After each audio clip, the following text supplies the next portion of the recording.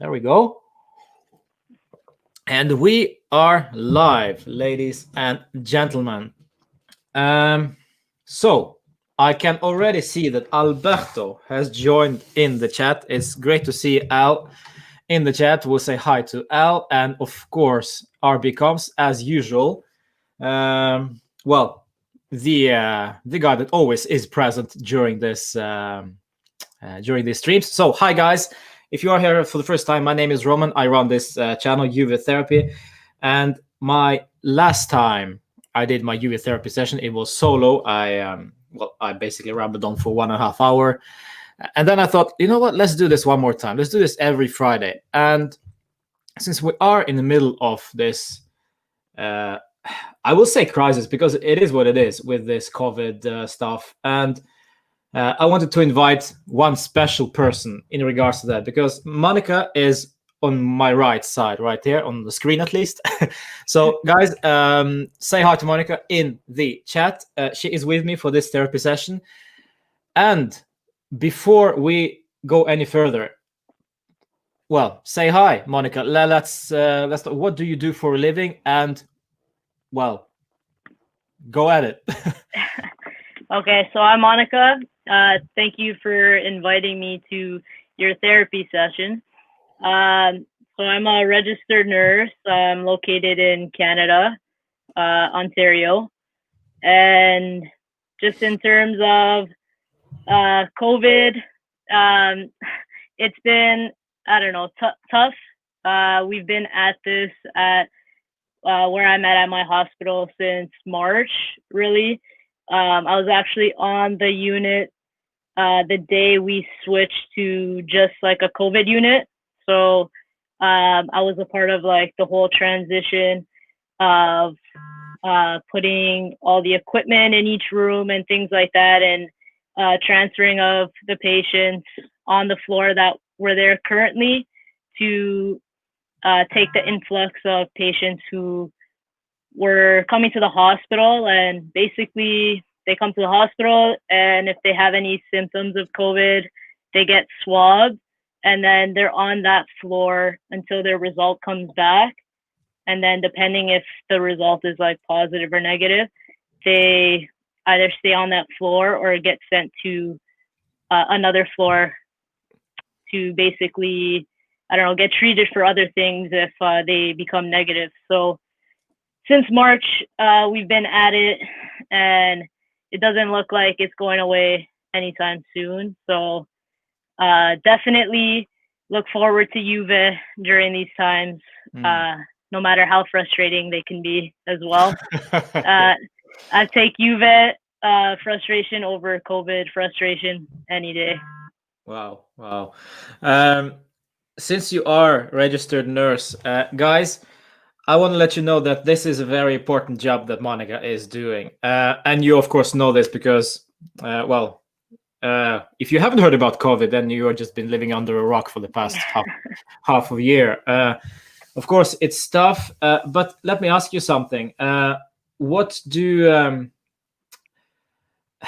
you see something different with the world in terms of do they appreciate the good moments more since the COVID stuff break out? Because now you see everybody's affected by it, the businesses, the lives of people. So do you get this interaction with people that you wouldn't have got if you were in the usual situation without COVID? Do you see some positive relations coming out of this? I do. Just yesterday when I was at work, like the gratitude that one of the family like offered us on the floor was just like much more, I would say, I don't know, exaggerated this time around. In this particular case, the patient went from in a state of like being in the ICU to being discharged to rehab. So it was actually one of the better stories, and I just feel like everyone is more thankful for everyone on the front lines, and you can feel that. And then me personally, and like my family, for example, I still live with my family, and we just talk about like how grateful we are to have like each other and our health, and you take so many things for granted, and I try to like push that to everyone around me, like my friends and my loved ones, that if you just take a walk through the hospital, I think that we'd have a different outlook on life and just what we have in general. So yeah. Wow. Yeah. So really, kudos. I root for you every day. I hope you're doing well. I hope you Thank don't you. feel like. Do you feel the kind of demotivation creeping in, or is it a struggle to come to work, or is it okay? Do you feel like you get? Of course, it's tough. You need right in the middle of this COVID nonsense, and you feel like you don't see any light in the end of the tunnel. But do you get some? Where do you get the motivation from to go to work every day? Well, for one, I have no choice, so so I have to go to work. But it is tough. Like I said, like we've been I've been directly on the COVID unit since March, and we've transitioned from basically something called PUI, so patients that are under investigation. So we just have people waiting for their swabs. We've transitioned to just having positive COVID patients. So like I've seen kind of all of the above of it, and it's just every day encountering that, and then kind of coming home and like seeing it again all over again on the news, or like my mom's talking about it, and because she watches the news a lot, and it's just kind of like you can never get out of that bubble, like even after work. So it's kind of overwhelming in a sense, just because you feel like you can never get away from it. So yeah. Yeah. Well, all right. So let's get away from COVID for now, and let's talk about something more cheerful. Well, at least that's what we is very close to our heart. Is of course La Vecchia Signora. I gotta say hi to Kamal and Rich, and of course Abby Combs and Al, of course, in the chat. Yes, Rich. It's a long story there, but yes, I'm doing fine. I'm doing much better. So thanks for letting me know. And yes, say hi to Monica as well in the chat, guys. And if you just joined, Monica is a nurse directly involved with the COVID situation in Toronto. So yeah, please send her your regards, basically, and wish her luck with everyday work. Now let's talk Juve. Before we actually go to the present day Juve, I want to start from the beginning. Why Juve for you, and basically why football? Because no offense, I'm not being no feminist or whatever, or being discriminated, but it's for a lady, or for it's you get so many highlights, when you follow the football, the men, because it's like the bigger percentage are the men who follow it, and sometimes you gotta get you'd be very pleasantly surprised with the ladies who know their stuff with football. At least that's what have been in the past. Right now, in the present, I don't even care, if you're a lady, if you're a man, whatever. We just follow Juve. We are Juve fans whatsoever. So for me, I don't care if you're a lady, if you're a man. We follow the Juve, and we are Juventus fans all along. So for you, where did it start with Juve? So for me, it's funny that you talk about like men, ladies following.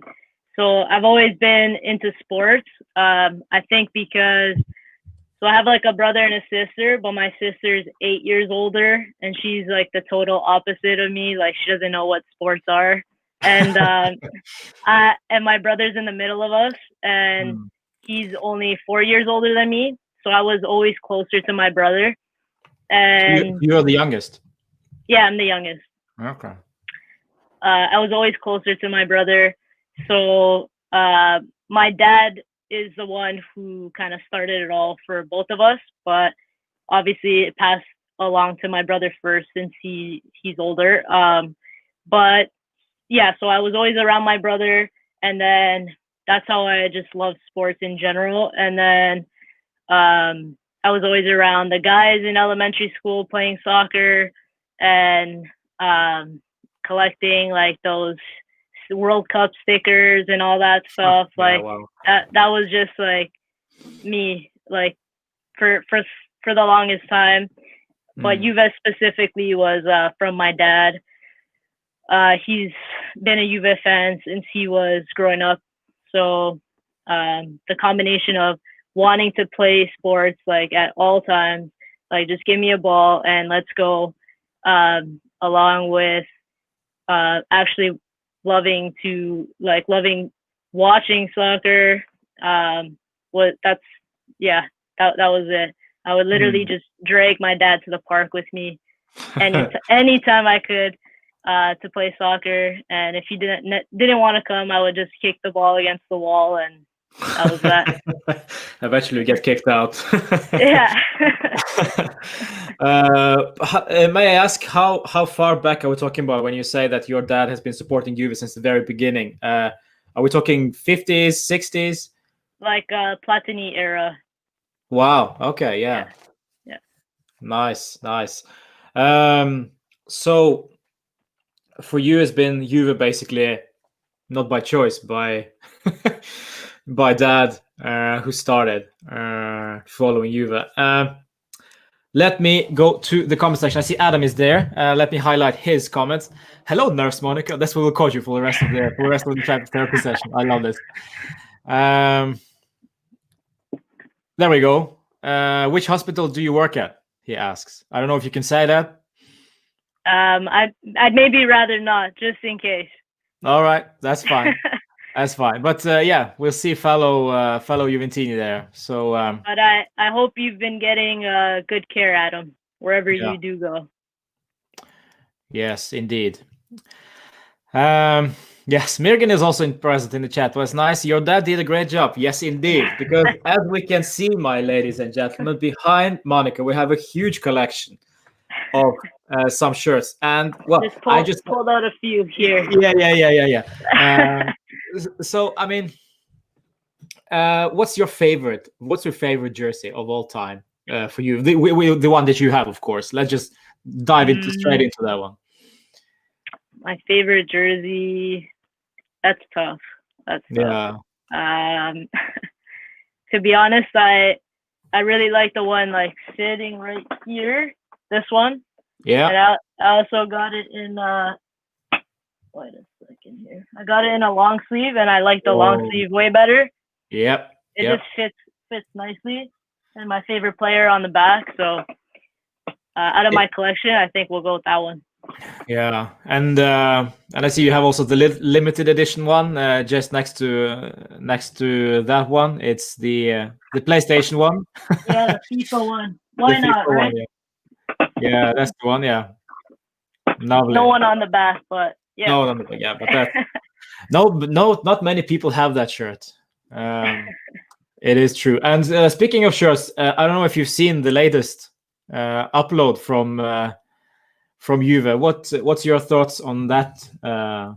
Well, I feel like everyone just complains about anything, really. But I like it, and I mean the whole concept behind it. If I'm not mistaken, it was designed something to do like a charity for kids, or is that wrong? Yeah, it's a human race. Yeah, so I mean, who can be mad at that? Yeah, they could do a better job with the design, but at the end of the day, it goes for the good cause, and well, you never know. Maybe you see it some here in the future. Yeah, exactly. I will not speak. I will not say anything else. Yeah. So there we go. So the shirts. Yes. So I since you have been working, well. Probably I can guess that it's also night shifts as well, or evenings. So from So I used to do days and nights. Mm, Since mid-August, I was given a new role to be a team leader on the COVID floor. mhm. So with that role, I just do day shifts now. Okay. Um, So but you're able to catch the Juve games. uh, sometimes like I end up working on days where Juve plays, but I try to rearrange my shift to catch the game as best as I can. There we go. That's a Juventina for you guys. Yeah. Yeah, Juve comes first and then the job. That's nice. Yeah. Yeah, I gotta say hi to Harper. As always, Harper is joining me. I gotta say where he's from. He's from freaking Trinidad and Tobago. So it's great to see you always, Harper. And guys, if you have any questions to Monica, beside her day job, grab Juve as well. Just slap them in the chat, and we will discuss that topic because that's what we're here for. So since you have been, well, your focus is Juve. What this season? Let's talk about present day because we've clearly been all over the place. Last season, didn't know what was our strategy, what was the project. At the end of the day, the project was restarted basically on a budget with Andrea Pirlo as first team coach. First of all, what is your take on this change from Maurizio Sarri to Andrea Pirlo? And do you? I'll say I would be careful. I'll be careful to be positive or to say that Andrea Pirlo will do a great job because we don't know. But do you see something different with Pirlo that you did well, but we didn't see with Maurizio Sarri? So something just to hit that question right away. Something that I've seen in Pirlo that I haven't seen in a long time, or maybe. So I've started to watch Juve clearly. So I'm still only 24. So I remember basically a little bit of 2004, the Euro, but really from 2006 World Cup onwards. So it wasn't a great time to start really tuning into Juve. But since then, I haven't really seen the incorporation of youth. So that right off the bat is something that I'm liking about Pirlo. Although there is a time and place for that. And I still feel like while it's important to incorporate the youth, and I actually like that a lot, he does. It's the beginning of the season, and he really should be, finding his main guys, finding a main structure, and those ideas that he wants to have executed, like game in and game out. So I don't want him to get too carried away with like that hipster vibe. Like it was just like too hipster of him to throw Portanova into the bunch there, in my opinion. Yeah.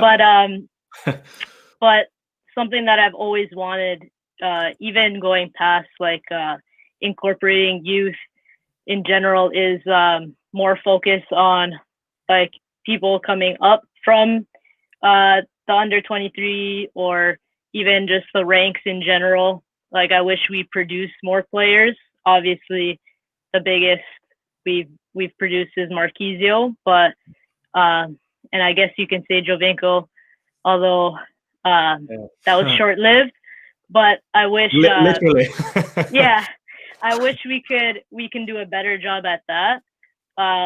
It would also save us like in the transfer market as well if we produce more of our own.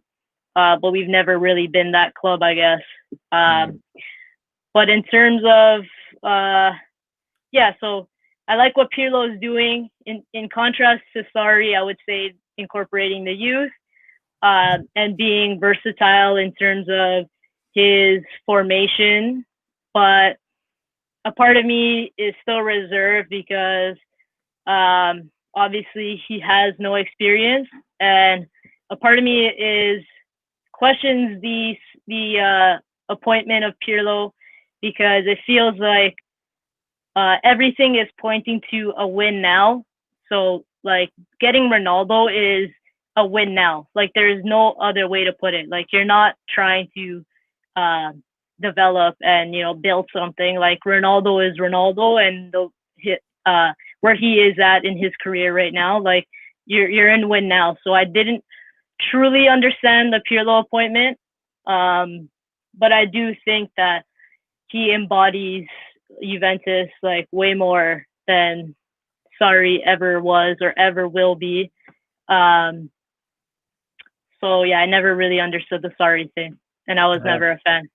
Yeah, that's well, we can sign off on that one as well. I mean, in terms of youth, this season especially, it has to be a balance, right? We can't just go through full out with Frabotta, Portanova. There were rumors about Moise Kean coming back. I'm not sure if that would have been a good idea for the kid. Well, luckily, I mean, we never get to find out because now he's at PSG. But also, we have to remember that we have youth already in the team and these guys are actually quality. Well, specifically Matthijs de Ligt, who is freaking, I don't know, 21 or something, and still, well, I say world class, and that's frightening because the guy is only 21, and as well, it's exciting to see Weston McKennie come in there. Of course, only one or two games for us, so it's very early days, but there is a reason why Pirlo chose this guy for a specific task to get the ball back, because that was his attribute. But other than that, we have, of course, Cristiano, who is well, it's blasphemy to say that he's aging, but it is a fact. He is not getting any younger. And also guys like, well, Morata, is birthday today, is actually 28, so he's not a youngster anymore. There we go. There we go. Of course, he's there, and you have the guy right above him. He's nowhere near youth sector whatsoever. So yeah, there is a good mix. But what happened this summer, or this transfer window, was that we clearly managed to reduce the age average for the squad drastically. Unfortunately, Sami Khedira is still with us, and it is tiring. It is exhausting to open up Twitter every morning, and what I see is always some account bashing Sami for whatever reason, and it is boring. It's become like on the record you to play over and over again. But people are frustrated with him not leaving. What do you see? What do you think about this situation with Sami Khedira? Whose fault is it? It is clear that we can share the blame, maybe, but I don't know. What's your take on this situation? Well, I mean, I would say it's Juve's fault for extending his contract. That's first and foremost. He has a contract, so he has every right to fulfill that contract, and we shouldn't expect him to take a severance and just get booted out, because we extended him, but I do see like the other side of things. Like, wouldn't you want to be playing right now? I don't know why it would benefit you to do like nothing on the team. You're just training, kind of thing. Like, you're not even on the Serie A list, so it's puzzling at that like that he would want to just sit out. But yeah, I don't think, honestly, I just like don't even remember that he's on the team at this point. I don't deal with Juve's finances, so it doesn't affect me in any way as a fan. Of course, I'd wish he to move on, but we wouldn't have received any kind of transfer fee for him anyway, just like Matuidi and Higuain. So I think we should just be better. Like management needs to be better with kind of extending those deals. Even obviously Chiellini is like a legend, but they did extend him as well. And obviously he's not making like figures that the other guys were making, but it's just to keep it at the back of our heads that, management keeps kind of extending guys that we end up being stuck with. Obviously Chiellini is Chiellini, so like no one has a problem with that. But we've always struggled to sell people. And even if you look back at like Vidal being sold for like 40 million or something, like something so crazy. And all of our players like went out on loan this year. So I think I would fault like the management for the Khedira situation. Yeah. And also, if you flip this coin and say that this management also has done a really good job this particular transfer market, absolutely, in regards to shipping out those players that you say that unfortunately most of them are on loan, but in this situation with this COVID financial challenges, very few clubs can afford people. So, and who would want to spend 20, 25, 30 billion on Daniele Rugani, for example? Very few. So in the end, he went to Rennes, which I'm grateful for, because now finally he gets to play. And that's the most important thing that was puzzled me for a long time with Daniele Rugani, is the fact that he was happy to be where he was as a fifth choice, as a center back. No, it didn't seem that he had any goals, to improve himself, to get stuck in. He was happy to sit on the bench and earn that paycheck, however limited that was. Now, finally, he gets away from Juve, gets to play, and we'll see what happens. Another guy, of course, is Douglas Costa. We finally got rid of him on the last day of the transfer market. And we got Federico Chiesa in return. Now, this is the name that everybody has opinion about. Federico Chiesa. Is he a good player? Is he a good fit? Is he just in the club because he's Italian and he's young? And he's a winger. He's fresh. He's something different. I don't know. Is it positive for you? Is it this move positive one, or you feel like you're just on the fence as of now?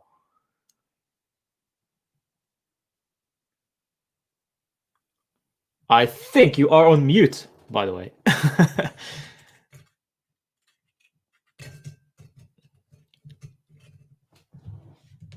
Oh, sorry. There we go. No. Hello? There we go. There we go. Yeah. I had mixed feelings about Chiesa like since he was on Fiorentina, but always in the back of my mind was, he is on Fiorentina, and Fiorentina have been such a weird team recently. Like, they're so inconsistent, so you also have to take that into consideration, but you're always skeptical. Like, I don't think that Italians are in a good place right now in terms of potential and like the national team and who's coming up to represent the national team. So that's also has been in the back of my mind.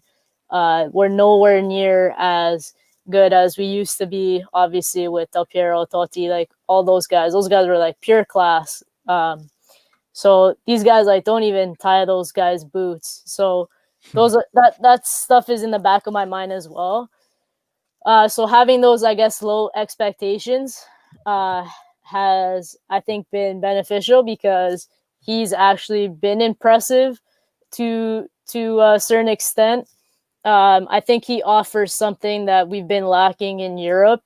Obviously, we've just played one game, and it wasn't even the greatest game that we've played. We kind of had to dig in, but he offers that pace that I think is so important for Europe. If you see like Bayern, and even Bayern's like best season when they won the triple with Henkes, they were just like on a constant blitz. Robin and Ribéry, like it's so important to have those wingers, and I think he can offer that. And regardless if he starts or not, it's a weapon off the bench as well. We actually have game changers that can come off the bench. So all in all, and it's like the 2-year loan. It's a good formula as well for his deal, especially considering COVID. So I like it overall. Yeah, and he started very well so far as well. Unfortunately, that red card against Crotone, I don't know if you've seen that. It was a nonsense. It should never ever been a red card. So now, unfortunately, he will miss this weekend's game against Verona. RB.com says that he rates him for what he's done on the pitch for Juve. So far, so good. Yes, it is indeed. We'll see. I'll be very careful to say that he is a great addition because it's way too early right now. But of course, we will see down the line. And his big test will, of course, come against Barcelona next. In next Champions League game is already next week, by the way. So he will be in there for sure. I'll be surprised if he is on the bench. Let's go to the comment section, and we have a question for you from Kamal.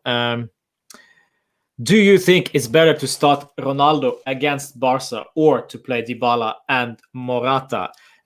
Let's just say that he will be tested COVID negative, so let's say that he is clear to play, because right now, guys, if you don't know this, he is COVID positive. And the rules are, Monica, is that 24 hours before the kickoff, he should be negative, right?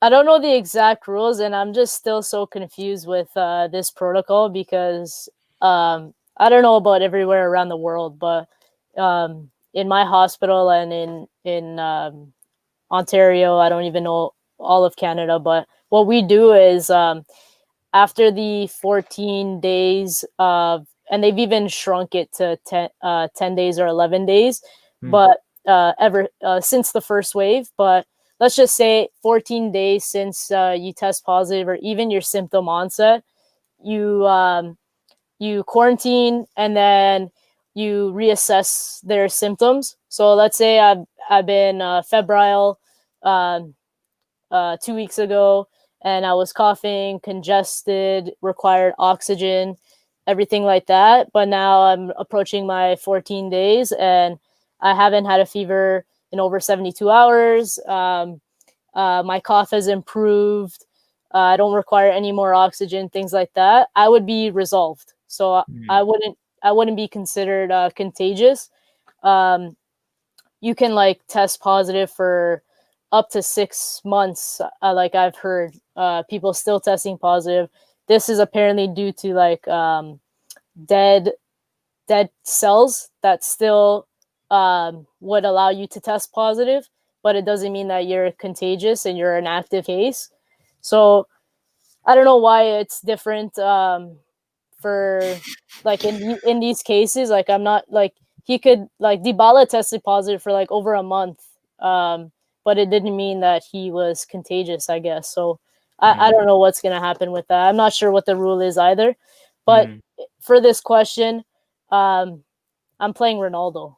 I don't care who's beside I don't care who's beside him. And against Barca, like he doesn't need any more motivation than that. It's Ronaldo. So who would you play next to Ronaldo? I personally think that he would like in terms of Pirlo, I think he really likes Morata, or just in general a center, like a true center forward. Morata's kind of like a hybrid. I don't think he was Pirlo's first choice. I really do think it was Zeko. Yeah. But something Allegri said, I don't on a talk show, was that Morata is so hard to defend because he can head the ball, like he can be that true center forward holding up the ball, and he can also run, and he's great on the counterattack. So he offers like multiple different things, and I think Pirlo actually likes that more than maybe Dybala. But I also think that there's room for Dybala to play behind like a front three Mm. as well. So maybe like Chiesa on the right, Morata, Ronaldo, and then Dybala behind them. I'm not really sure who I would put. And I see another comment saying like, who's the best midfield combination? Yeah. Like, I don't even know at this point. And it's so nice to have that. I do think I agree with Richley Arthur once he's fit. Arthur for sure has to be in there.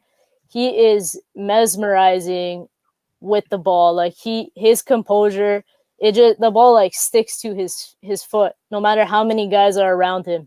He's so calm. Like he doesn't make that panic pass that Pjanic would do when he's surrounded, and then they would go on a counterattack from that, or even Bentancur sometimes does that. So for sure I would put him in the mix. And I do like McKennie as well, because he does one thing, but like that's his role and he does it really well. And sometimes you think of our midfield and you say like, what are these guys really good at? Like, it's kind of like they're okay at a bunch of things, but they're not that one guy, like this is your role kind of thing. And I think McKennie has that. Bentancur, I'm not too sold on. Even since last season, there was a lot of hype around him, but I'm not fully sold on him. Rabiot has impressed since we got back from the COVID break. He's been pretty lights out in terms of his play. So yeah, that's a tough question. I'm not sure. What do you think? Yeah.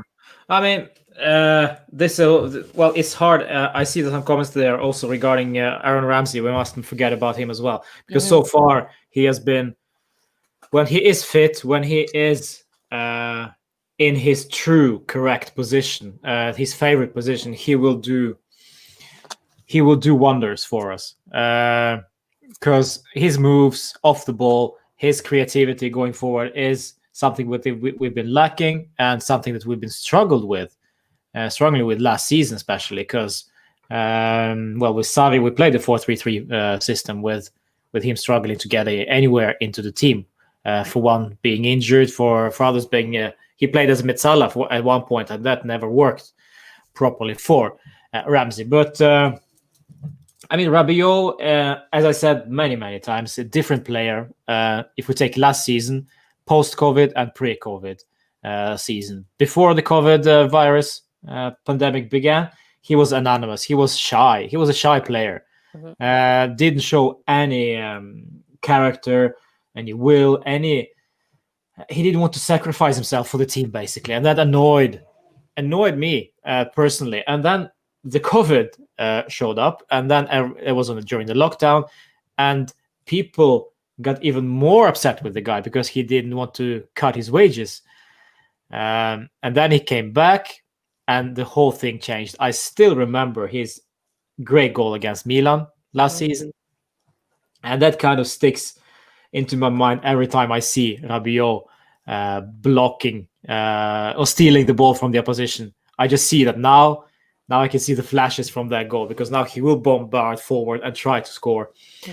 It's two different players in my opinion, Rabiot before and after. And also, of course, we gotta say Bentancur as well, because I think Bentancur did actually play very well before COVID. And then it just, the Inter game, we all remember that he played great during that Merda game just before the lockdown. And then it was all the way downhill and no improvement whatsoever. But we can also say that he was overused. He was gassed, basically, after the season, because Sarri used him every single game. And I remember that very well. That pissed me off. But it is what it is. We'll see what Arthur is doing. I see some positives with Arthur. I see also some negatives, because right now, of course, but it's only natural. I agree with you that his ball is basically stuck to his feet. It's very, very tough to get the ball off him, but he needs to play the ball faster as well, Mhm. quicker to his teammates. But that, I think, will come with time. Remember, this is a Brazilian we're talking about, and they love to play. They love to dribble. They love to touch the ball 3, 4, 5 times. We see it with Cuadrado, even though he is a Colombian. It's the same story with him. They just love to touch the ball. And with Arthur, is no exception, but it will get better as soon as he gets playing time. So for sure, for Sunday, I hope he starts. I hope he starts on Sunday, and we'll see where that leads. Because, as you say, this guy is potential, world class in my opinion. So we'll see. Let's see. We have a lot of questions. We have a lot of comments. Nice to see you guys. We have some comments about Chiesa, that he's a very good player. From Kamal, and also big up from South Africa, from Ziad. Nice to see Ziad in the chat. And what do you think about the new role of Danilo from Nayam? And this is a very great question, because we haven't really talked about this on this channel, particularly regarding Danilo. This guy arrived in the swap deal with Joao Cancelo, the guy who many of us liked because of his technique, because of his style of play, not necessarily because of his defensive skill, because he had very limited skill in defending. But then Danilo came in, and he was already bashed by guys from Real Madrid, Manchester City, wherever he played, for not being able to defend properly either. Now he is a part of a 3-man defense, surprisingly so, or is it? It is surprisingly surprisingly so. When that first lineup came out, or even there was reports of Pirlo even before the season had started, trying him out in a back 3, I was like, what is going on? Like, where did this come from? Type of thing. Like, that's his basically his weakest characteristic is actual defending, in my opinion. But he has been good. I do still think it's premature, like, but it's okay to have that optimism. I do think we should, pump the brakes a bit. Let's wait till we play, for example, Barca, like someone a bigger test that will test him defensively. But I do think Pirlo likes Danilo being in the back 3, because he comes out of the back 3 and he pushes forward, like being one of the defenders that push forward.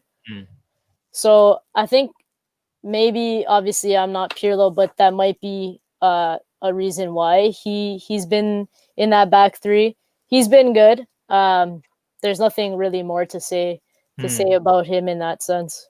Do you think this is also partially a reason to why we see so little of Demiral? Well, we will see more of Demiral now since Chiellini is injured, but basically that was very surprising to many of us when we saw the initial lineup for the season. It was Chiellini, Bonucci, and Danilo, and not Demiral. So, it might be the reason. I don't know. Yeah, this might be controversial, but I think people need to chill about Demiral as well. Thank you. Yeah. Thank you. I mean, he's like that rugged defender. He's obviously not scared to put a foot in. He's literally, if there's 2 spectrums, like Rugani and Demiral, like they've complete opposite. Yeah. But he could be a little too aggressive and naive in that sense. And he did look uncomfortable with the ball at his feet when he did come on for Chiellini. I'm not sure if it's uncomfortable for him to be in a back 3. We haven't seen too much of him to really even tell with that long-term injury. He has that he has good potential. Like, you can tell that that he, like I said, he's not afraid to put a foot in. He's good in the air as well, which is something that we struggle with.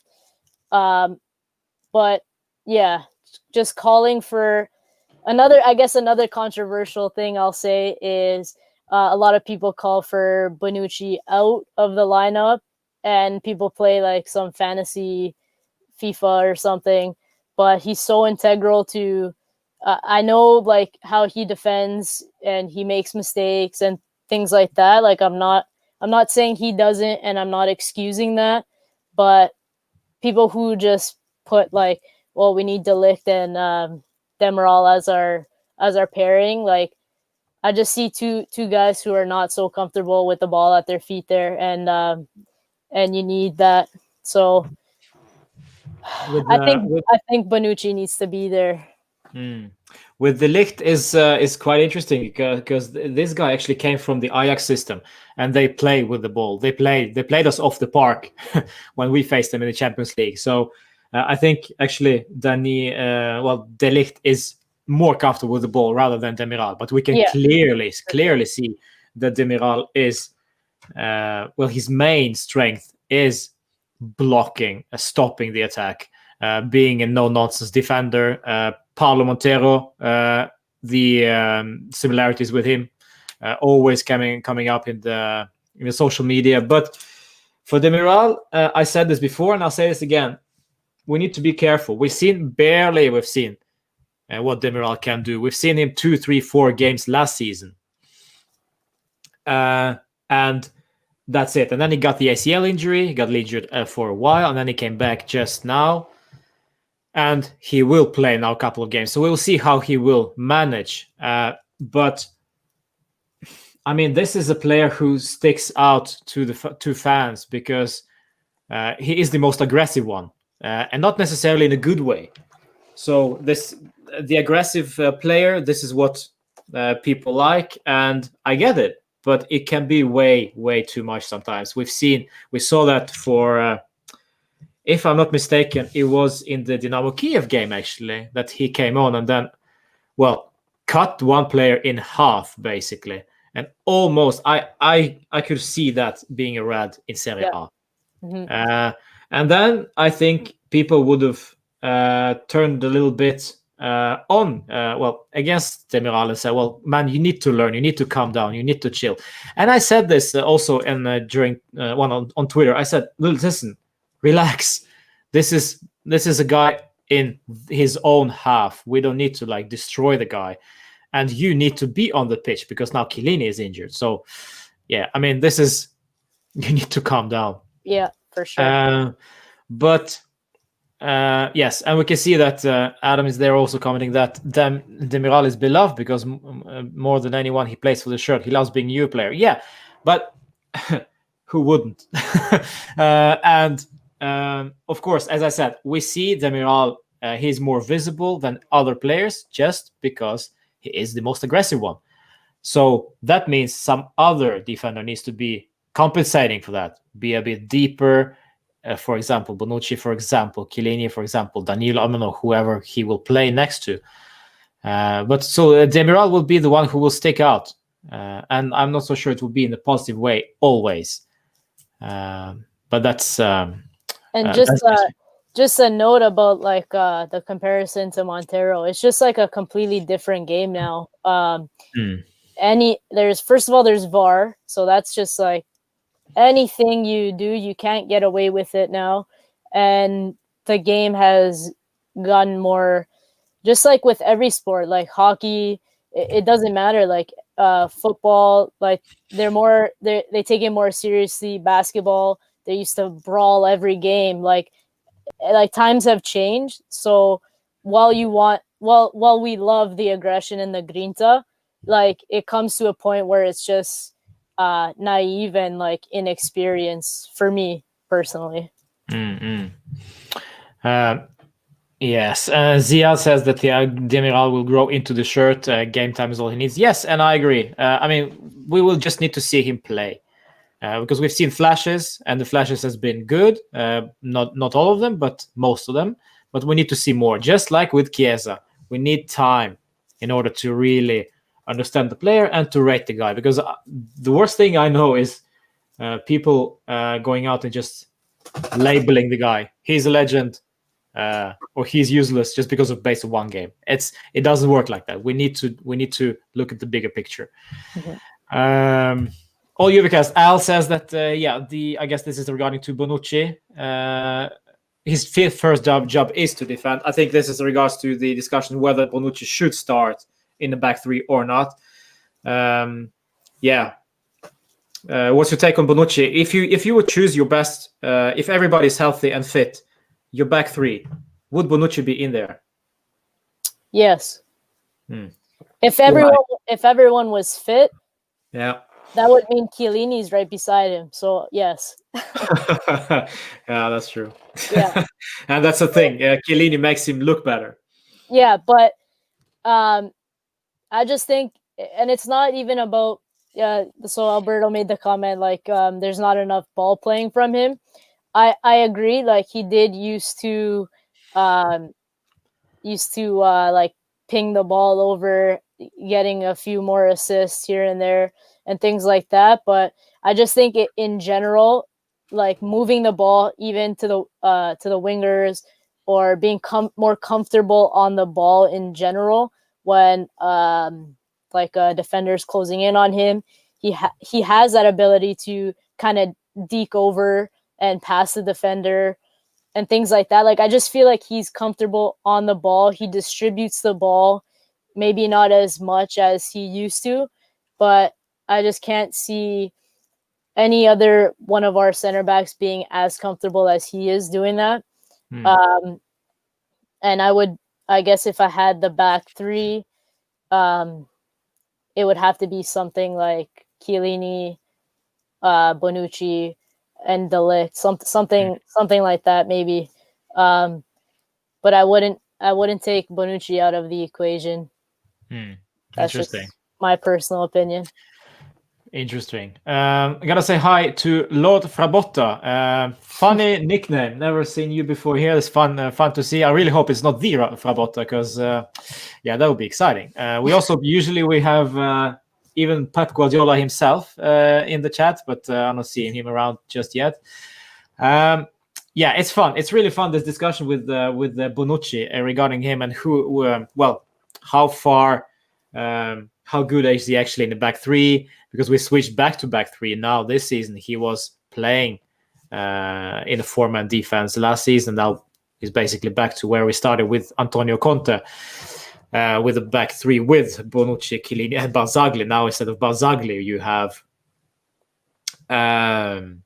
Danilo. For me, maybe it'll be the same. Maybe I'd switch Chiellini, De Ligt, and Danilo, perhaps. I don't know. That's just very, very, very tough to pick for those two. Let's move on. And before we go to the chat and your questions, guys, since Monica is from Toronto, so Toronto, guys, is in Canada. Canada is on the west side of Norway, where I am right now. And you Canadians, you are absolutely nuts, because you have a huge, huge supporter club or fan club. Tell me, or those who are watching, a little bit about that club. I guess you are a member. Mm-hmm. Yes. So what is it? How many of you are there, if you know? And what's your connection with the Juventus official team or the club? Because I think you have something, the club, the official YYZ. This is what your name is. You have, I don't know. There is something. I read something about it, because you have some agreement with them or something, some discounts or whatever. I don't know the politics about it so much, but I can say like some stuff from a member point of view. I think there's two clubs in Toronto. So this is like newly made, I believe last year or I'm pretty sure it was newly made last year. Yeah, that was the first inaugural season, I guess, of our club. And I can say from a member point of view, it's been very inclusive and exciting.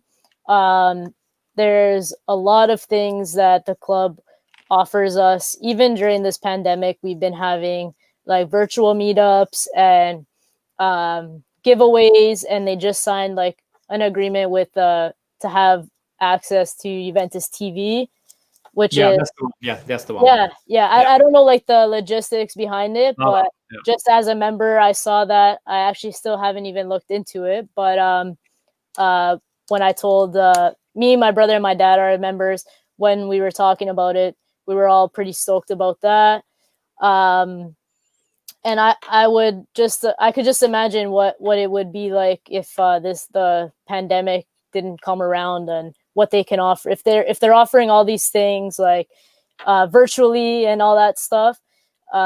It's exciting to be a part of something like that, and unfortunately, we won't be able to travel there as a group, but obviously things like that as well they offer, and it's just very transparent, which is I think one of the most important things in running the club. Like everyone who's on the board is transparent with their members, inclusive, and it's youthful as well, which is sometimes in Toronto, even like the Milan clubs and the Inter clubs that I've seen, like it's a lot of older people and maybe not so much people my age. So I like to see more people my age and more modern ideas and things like that, which I feel like they're doing very well. Wow. And I see that Al is also a member of that club. So members of the YYZ will be getting Costa Access TV, Juventus TV soon. So guys, if you are based in Canada or in Toronto, of course, primarily, and you are a Juve fan, check out YYZ and join. And wherever you may be in the world, I mean, if you have a fan club, the Juventus official fan club, join in. It's way more fun cheering for Juve together, even though it's COVID, rather than sitting in the living room by yourself. It is cool as well, but I mean, it has its benefits, clear benefits, like social life, the one we desperately need now since there's a COVID. Is your channel the one who has live viewings? Like you get a few people, or am I thinking of someone else on Twitter?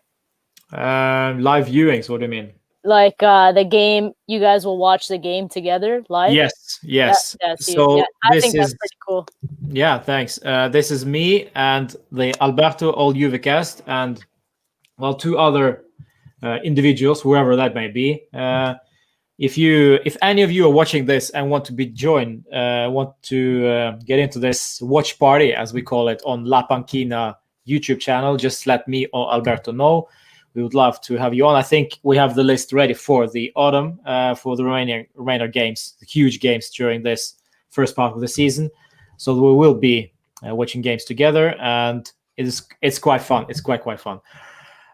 So let's get back to the chat, and I see we have some top discussions about Alexandro.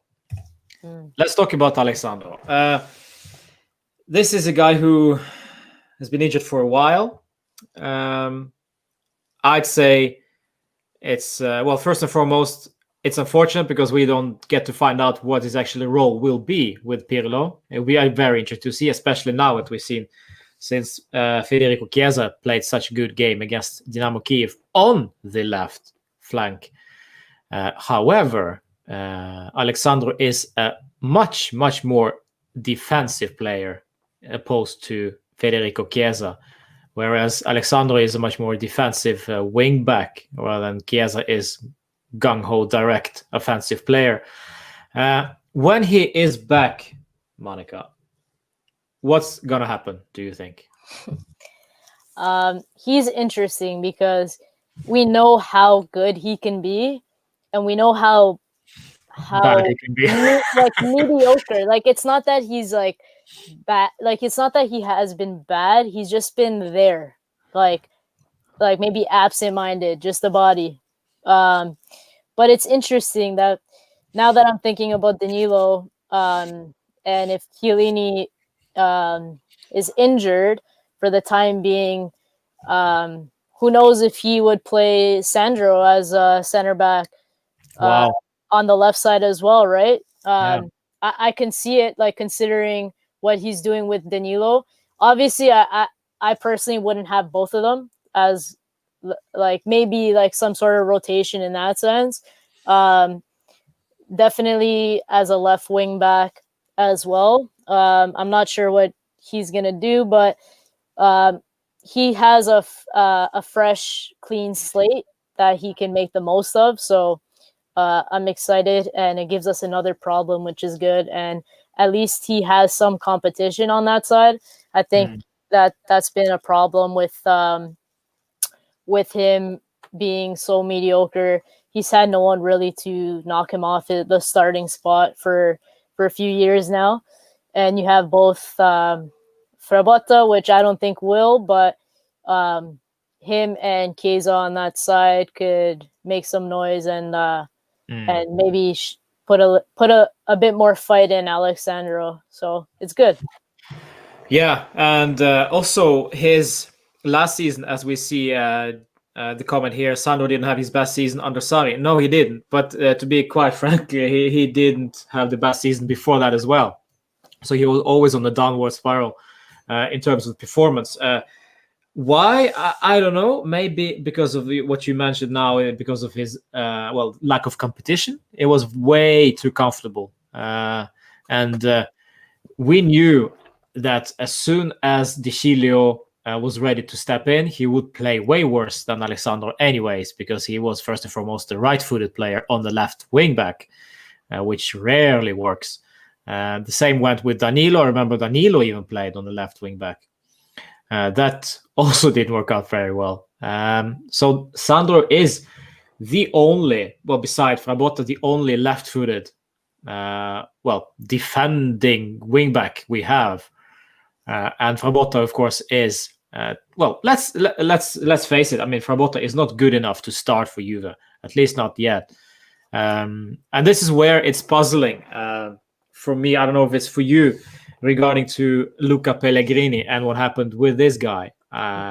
We bought him, then we loaned him out, we brought him back, and then we loaned him out again, and we got Frabotta instead. Do you think that we will ever see Pellegrini in the Juve shirt, or is it just another Plus Valenza scenario?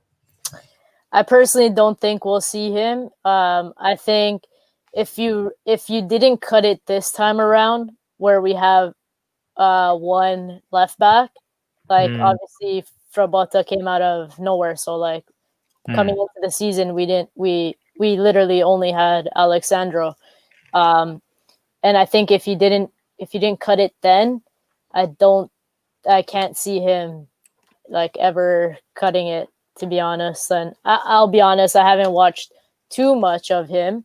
There are glimpses that show potential, the glimpses I have watched, but I'm not too crazy about it, and I'm not too upset about it. He's not a player, in my opinion, that I'll lose sleep over for not being on the squad. Yeah, that's true. That's true. If we go a bit further during the present day now, and looking at the schedule, of course, we've seen that we've beat Dynamo Kiev 2-0 away in the Champions League, and then we have Barcelona, then we have Ferencváros in the Champions League. So this is our group, and combining this group with the Serie A season, which is so unpredictable in terms of COVID as well, because we have one game is already cancelled, or Napoli never showed up, and we got the 3 points at the end. But such cases will most likely appear again. There will be postponements. There will be changes to the schedule. Do you think that our team is capable of competing? I'm not saying winning, because that would be unfair to Pirlo, but at least competing on all 3 competitions. So Coppa, Serie A, and Champions League, or do you think that one will need to we need to get rid of one of them in order to improve to play the other one properly? I think we have a deep enough squad to compete on all fronts, but obviously, if we're going to sacrifice one, it's going to be the Coppa Italia. I think we'll see a lot of youth, and like if we're already seeing Portanova in Serie A, for sure he'll line up a bunch of young guys for the Coppa Italia. At this point, like I said earlier, I know Pirlo. Like I don't really get Pirlo versus our transfer markets these past few years and our win now mode. Like I don't understand the combination fully together, but I still think we are in win now mode, and you really have to try for that Champions League while retaining Serie A. I think we can do it. We just can't miss those like this. The Crotone weekend was a huge missed opportunity. So we can't be doing that for sure. Do you think Pirlo learned anything from that draw? Well, I hope so, because it's obviously I think it's gonna be the tightest race in terms of a lot of like uncertainties like COVID, like who knows who can be out at what point, and just you being a fresh new coach. So yeah, I think we can't make those mistakes, especially against a small team like Crotone.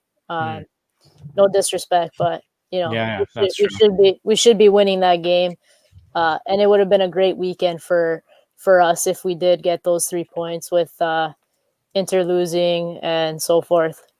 Lazio lost, Atalanta lost. Like, yeah. We have a question from RB Coms in regards to the Champions League, because there is a lot of course, a lot of talk about this final showdown between Lionel Messi and Cristiano Ronaldo during this season of the Champions League. We might not see them face each other again. We don't know. But now it looks like the most likely case is that Cristiano won't be playing against Barca. So the question from RB Comps is, if he isn't there, which is likely to be the case, who do you start? And this is where I'd like to bring in Kulusevski, because we haven't mentioned him so far. Do you start all those three guys, so Morata, Dybala, and Kulusevski, or do you think Ramsey needs to start against Barca as well? I think that I'm not really liking Kulusevski on the wingage there. And obviously he's, well, maybe not obviously, but I don't think he's a second striker. So I think Morata, Dybala, works very well with having that guy beside him. So like the partnership with Higuain when they're front two,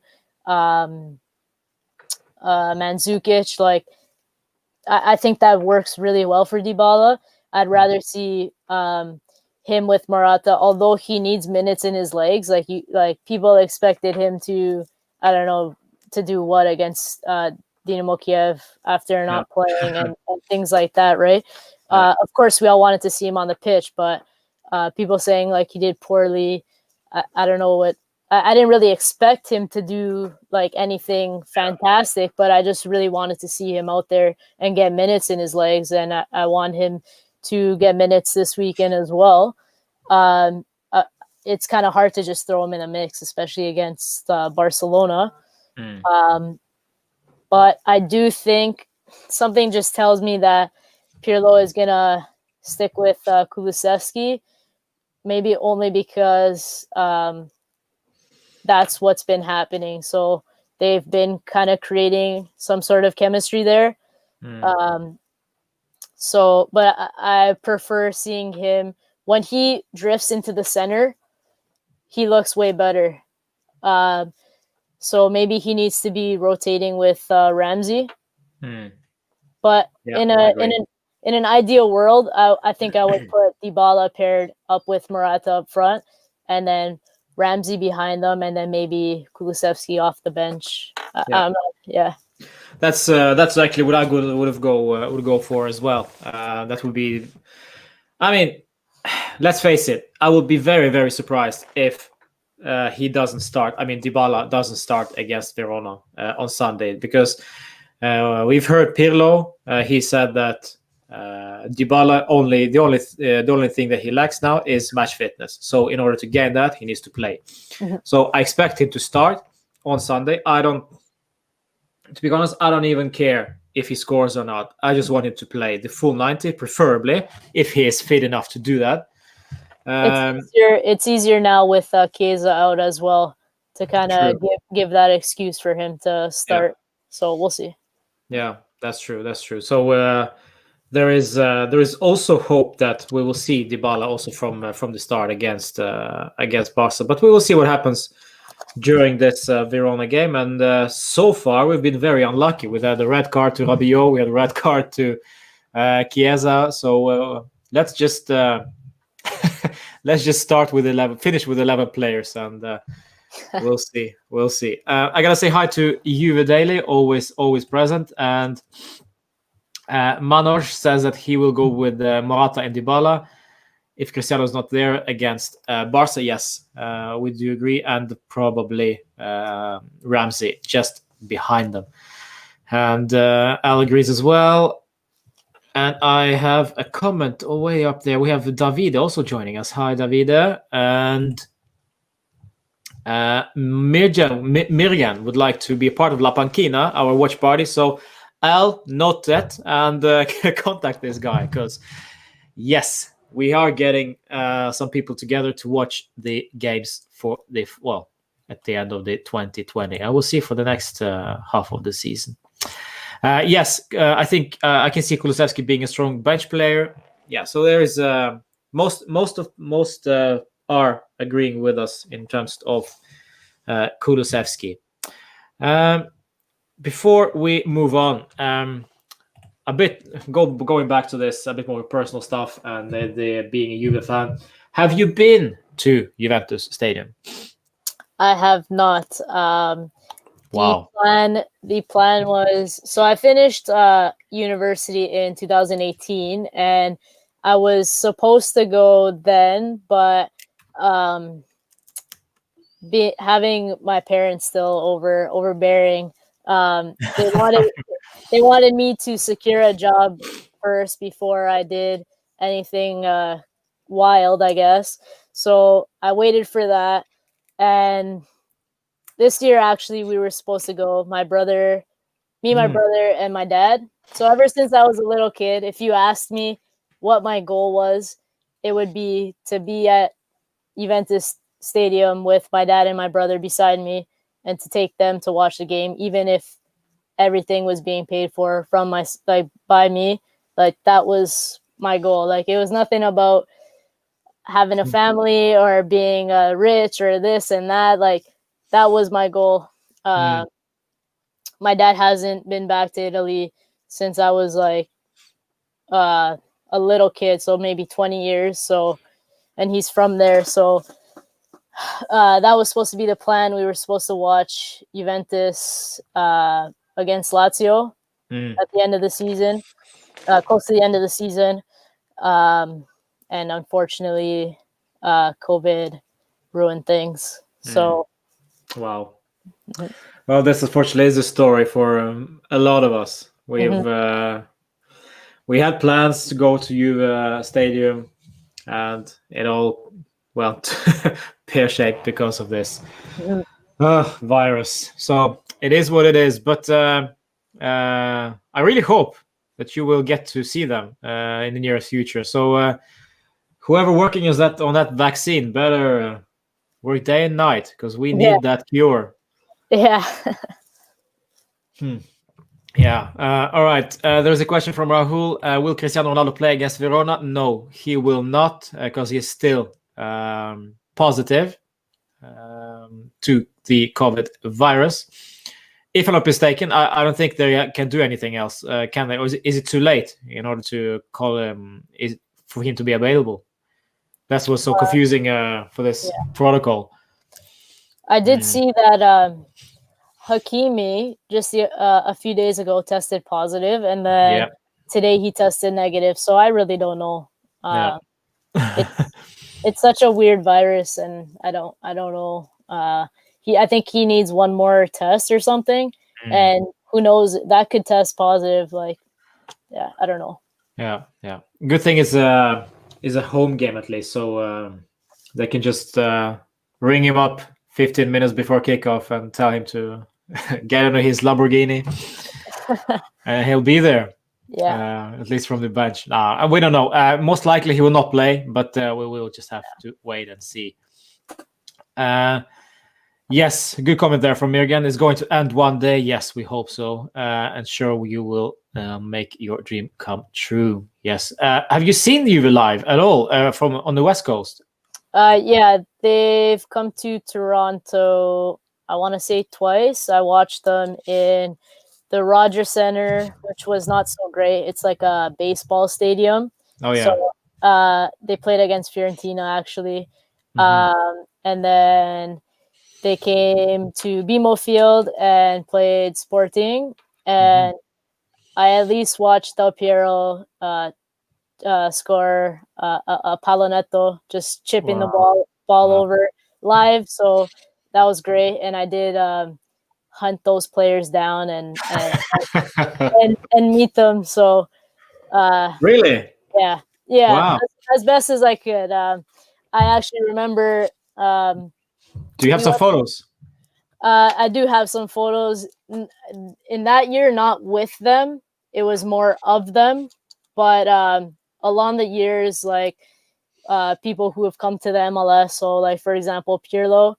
I remember waiting in the hotel with my dad for 12 hours, just sitting there,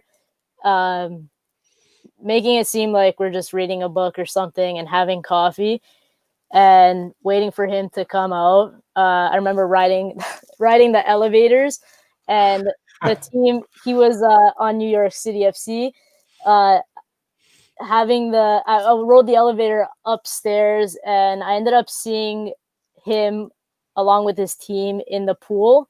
And I actually have pictures. I took pictures of Pirlo just in the pool. It's really creepy, but I ended up meeting him and getting a picture with him. But just being able to shake like Del Piero's hand and seeing my dad meet the team was just nice. And he told, that was the first season of Conte. They came the preseason here, and my dad told Conte, like, in Bocca Lupo, like you're gonna win it this year with us. And then the rest is history, I guess. That was the first of the 9. Wow. Yeah. Oh, that's a great story. That is a great story. And we have, guys, if you have some similar story, just share it with us in the chat as well. If you met any players live, my dream has always been to see the players up close and personal. You know, guys like Chiellini, guys like Buffon, of course, Del Piero. My first ever player to like I fell in love with was Roberto Baggio. The way he played, the way he was on the pitch, and of course now in the later days, I really have a soft spot for Claudio Marchisio. I always had. And when Italy came to Norway to play against Norway, we sat very close to the corner flag, and this is when Bonucci scored actually against Norway, and he ran over to our side where we sat, and he was just celebrating, and I couldn't help myself because I'm more of I don't even care about the Norwegian national team, to be quite honest. I'm more of an Italian guy, so I was inside of me, I was very, very happy that he scored because he was a Juventino and he actually scored, and he's cheering next to me like 5 meters away from me, and I was like, man, I want to hug you. And that was my craziest moment. and of course watching Buffon barking out orders, very very close, next to me basically, and of course watching guys like De Chilio, every single player, they move and how they move and how they touch the ball. We can bash De Chilio all day long. We can bash Regani, but at the end of the day, they are great players in terms of what I am. Yeah, of course. They are professional football players, so they can take down the ball. They can distribute it without even thinking about mishitting it or whatever. So it's quite fascinating, and it kind of puts everything into perspective how good they actually are live, and how fit they are as well. I remember we were at the Lokomotiv game last season, actually 1 year ago. It's actually the video I have, the vlog live. So we traveled to Turin and watched that game, and I saw Cristiano live, and man, seriously, this guy is an animal. The body, the fat percentage, I don't know if it's possible. I don't think he has any. It's crazy. So yeah, I mean, did you see Cristiano ever live? No. The last time I saw Juve was the season Douglas Costa joined the team. They went to Boston and they played Roma in Boston. My brother and I went to Boston to see the game, and we also went to. They were training at Babson College or something like that, and we would travel there every day to try to see them. So we did meet some of them there as well. So yeah, that's the last time I basically saw any of them live in person. But yeah, I would love to see Ronaldo. Yeah, that's it's an experience. Absolutely. Even though he was he wasn't playing that great. He was actually very crap during that game. But it is what it is. RB Combs says that he got to meet Gigi Buffon in 2014. Yeah, it's also a great meetup.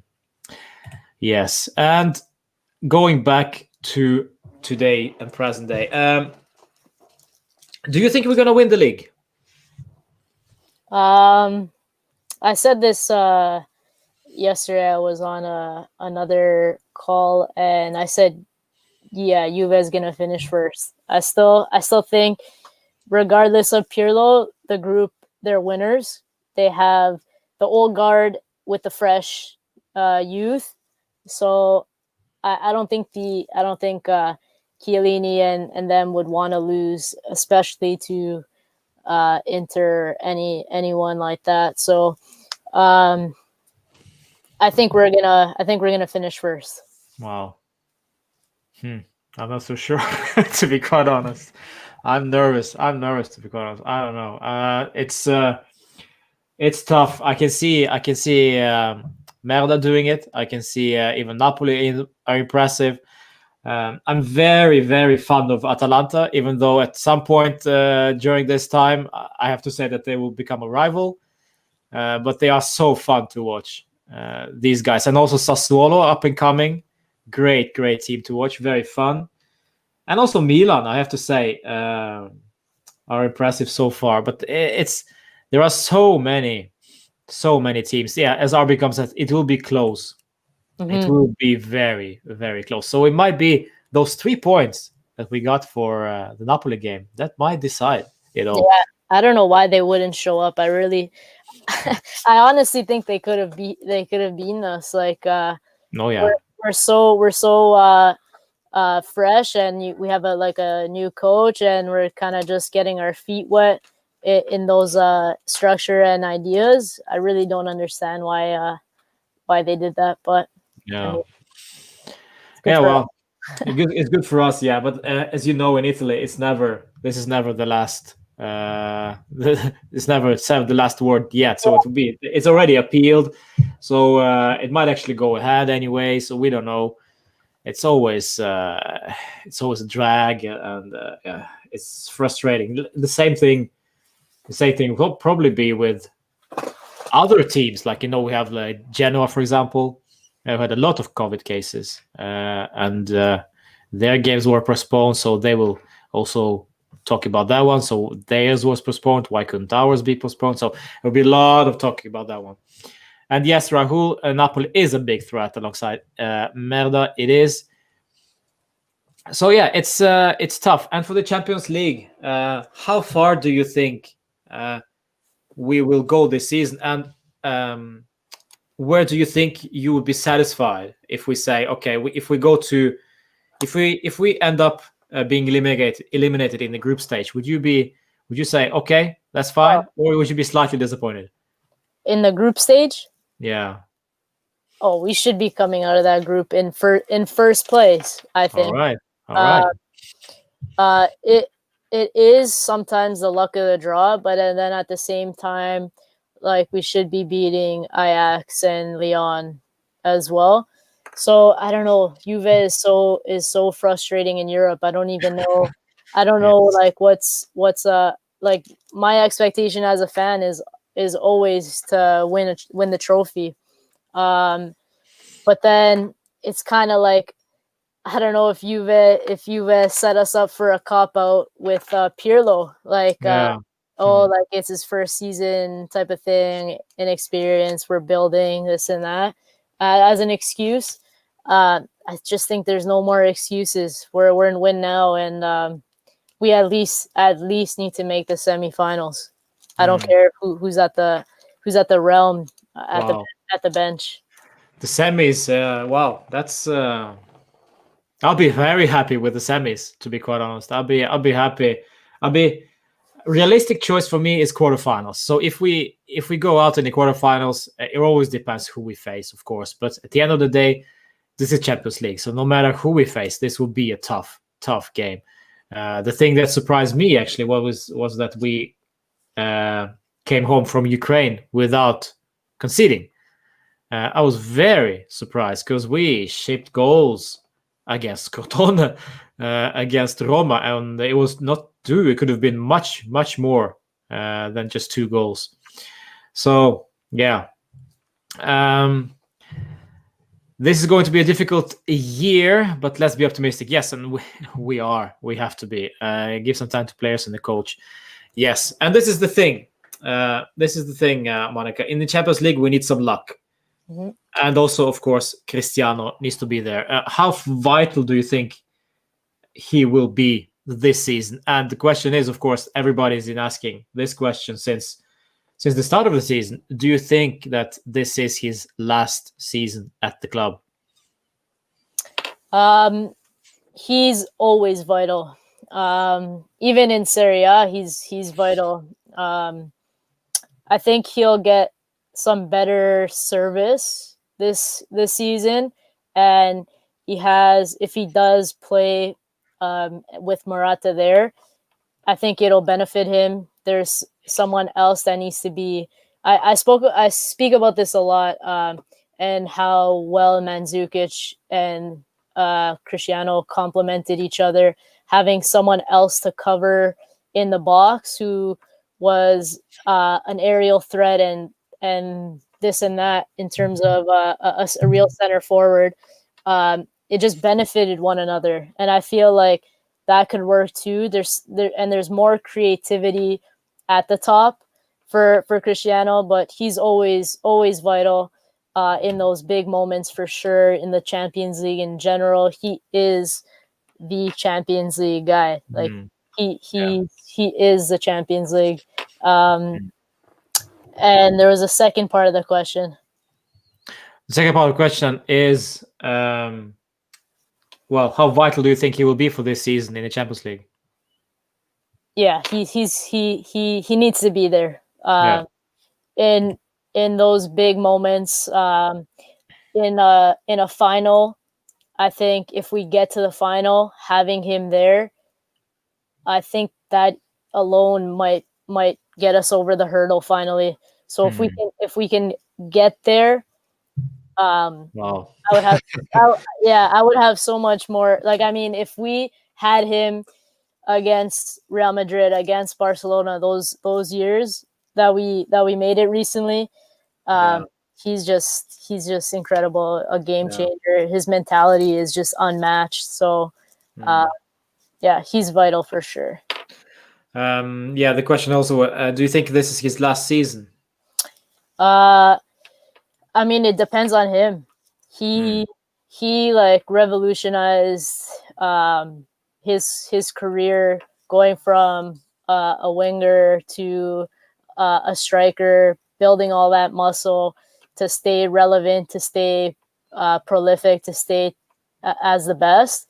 So I mean, if when he's in and around the box, like, he can still do it. So it's really up to him. And at least compared to last year, we do look like we're getting better pieces to surround him, to maybe to complement him more, and to I guess maybe persuade him into, like, one more year if we can't get it done this year, for example. Like, at least there's something to back it up, to show for, well, depending on how the season goes. But I think, we're much more creative and complimenting to Ronaldo, I think, at this point. Yeah, it feels like kind of strange. Also, we wasted almost a season with Sarri, Yep. with Ronaldo in there, because I really think that under different circumstances, of the different situations that with Morata and all that stuff, I think I'll be careful to say, but I sometimes last season I missed Max Allegri. In terms of man management, especially, I rarely seen a better coach how to man manage. I've seen a lot of interviews after he left, that Allegri, like Moise Kean, for example, he specifically said this last week or 2 weeks ago, that Allegri helped him to become a man, to mature. And there are also a lot of other comments that Paul Pogba even said that Max Allegri was a great coach to have. So it made me go back last season. So we wasted that season with Sarri. Now, luckily, maybe, as you say, we have so many strings to play with, and in terms of Cristiano, so for him to get the best out of him. But still, we will me personally, I will criticize Cristiano for not delivering when I need him to deliver, when he is available, and he performs when he should perform. And if he doesn't perform, of course, there will be criticism like any other player. Manoj says that he can probably leave after the club after the season. I think he will give us the opportunity to win this year's Champions League. Yes, we will see what happens. As Monica says, we will see what happens. If we, it's all up to him. If he decides that this project is something to look forward to, something interesting, and also, of course, Pirlo. If Pirlo unfortunately gets the sack, I don't know. I really don't know what's going to happen. Also, question to you. I think you answered that one, but you can probably repeat that one. Which midfielder you think should start against Barca? I don't think we actually talked about that much. But what's your midfield against Barcelona? And remember, this is not the same Barca we remember from the good old golden days with Barca. Mm-hmm. This is a different Barca. It depends what formation really we use, but I think Arthur, maybe throwing Arthur and Rabiot into the mix for sure. For me, those two guys are there for sure, but depending on the formation as well. And then Ramsey, if we're counting him like behind whoever is playing up front. But for sure, I would put those two in. There's interesting. Going back to that comment I highlighted earlier regarding to Cristiano being tested positive. This is also very, very beneficial for our team in terms of delivering without Cristiano. So now that Cristiano isn't there, the team needs to perform, and they did so against Dynamo Kiev. Clean sheet, scored 2 goals. So we can actually show to the world that we are not Cristiano FC, we are Juve FC. We can do, of course, it would be very beneficial for us to play with Cristiano, but we can also do it without. And Dybala testing positive in the first wave as well. So I was thinking that as well. We'll benefit maybe from that. Let's say if we were to miss Cristiano in a final or something, that would be awful. So, yeah, that's true. All right, so we are approaching. Well, we are past 1.5 hours of our live. If you have any more questions, just drop them in the chat. If not, we will be soon rounding off. So, guys, this is Juve therapy session. Just ask us any question. For Monica, there is a question from me to you. If you were to give me your best 11, if you were Pirlo right now and you would start the game against Verona, who would you play? And this is Verona Sunday, Barcelona, I think it's on Wednesday. So I'm not gonna put some thoughts into your head. They're running to tinkering, rotating, but it's just maybe a thing to consider. So I would probably do a 3-5-2. So like this is for Verona, right? For Verona. So Szczesny, Danilo, Bonucci, Demiral, and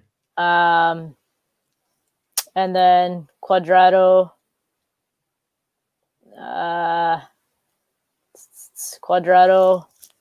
Arthur, Rabiot. I feel like we need to, whoever's starting in against Verona needs to be also starting against Barca.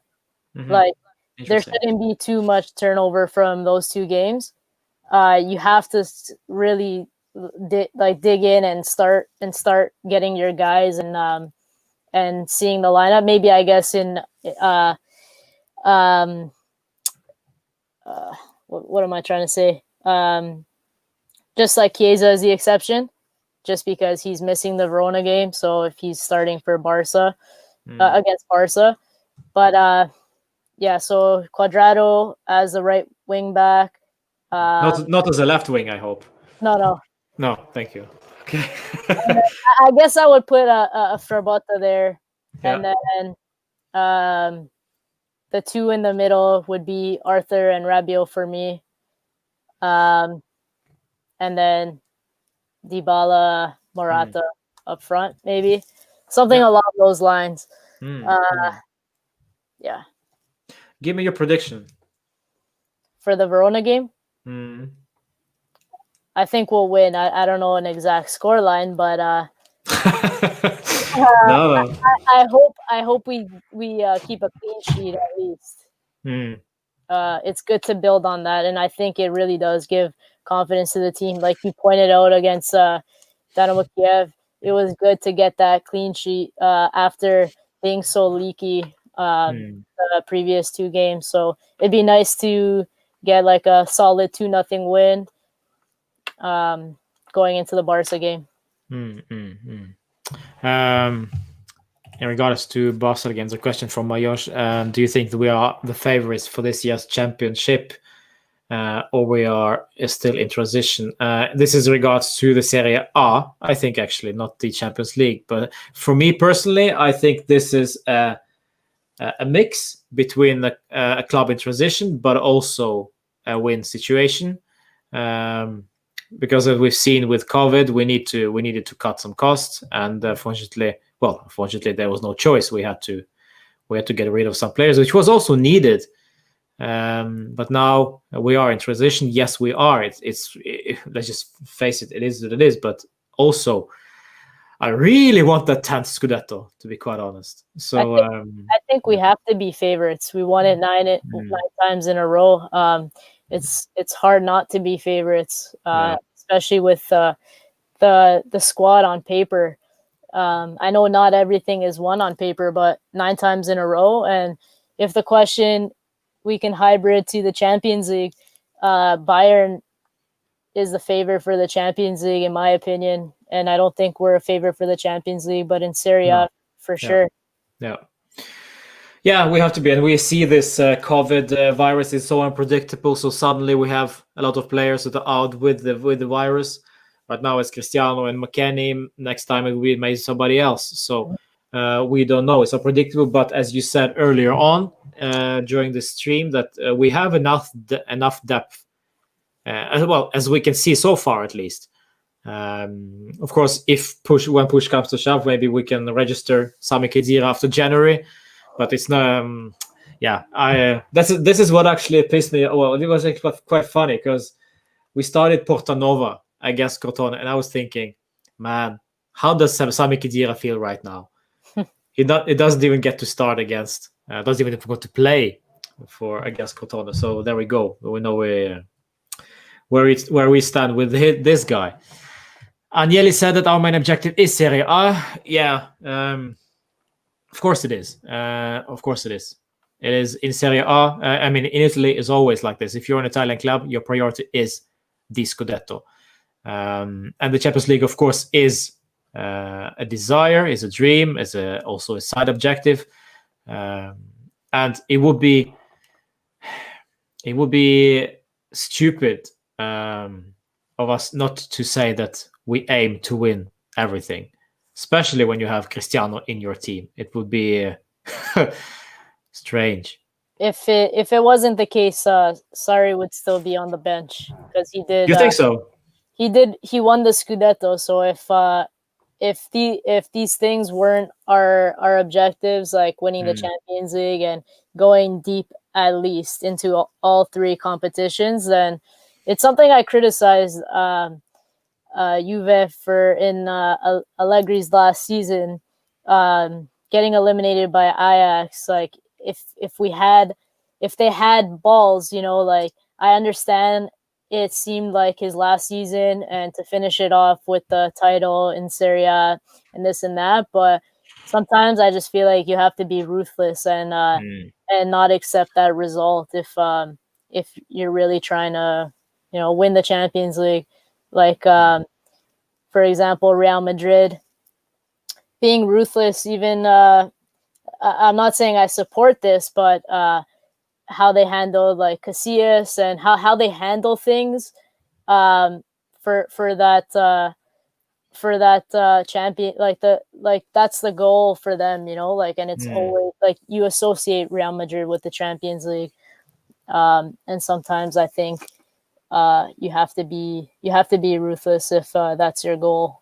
Do you think that Sarri was sacked just because he didn't win the Champions League? No, I truly feel like Agnelli never like wanted him.